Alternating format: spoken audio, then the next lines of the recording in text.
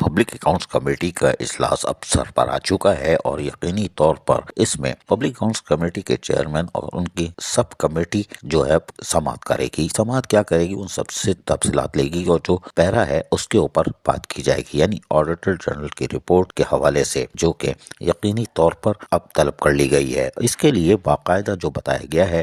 کہ مالی سال 2014-15، 2016-17 اور 2017-18 کی پبلک اکاؤنٹس کمیٹی کے سامنے جواب دہ ہوں گے۔ اس کے لیے انہوں نے باقاعدہ احکامات جاری کیے ہیں اور یہ احکامات MHM حسن شاہ جو secretary PEC professional assembly secretary ہیں، یعنی سندھ اسمبلی کے، ان کی طرف سے جاری کیا گیا ہے اور بتایا گیا ہے کہ یہ اجلاس کب اور کیسے ہوگا۔ اور اب تقریباً 9 تاریخ کو یعنی 9 فروری منگل کے دن صبح 11 بجے جو اجلاس ہوگا اس میں بلدیہ شرقی، بلدیہ غربی، بلدیہ جنوبی کے ساتھ ساتھ یونین کونسل 5 کھڈا میمن سوسائٹی اور 11 رانگی واڑہ، 12 سنگولون، کلک کوٹ اور نوا لائن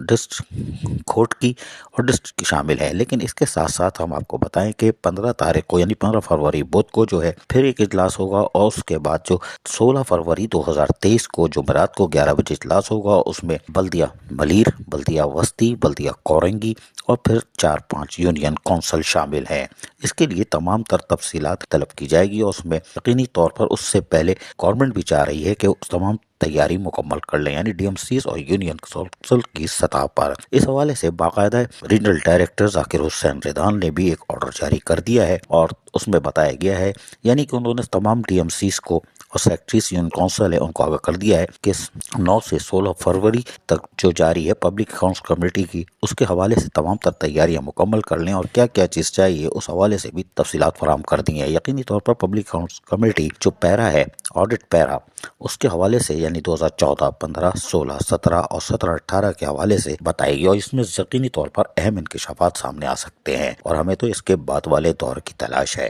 عزیز عارف، KBS بلدیاتی نیوز کراچی۔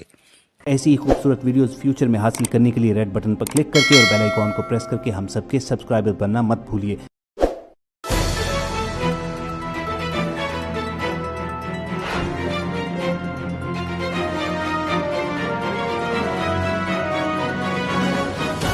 KBS بلدیاتی نیوز۔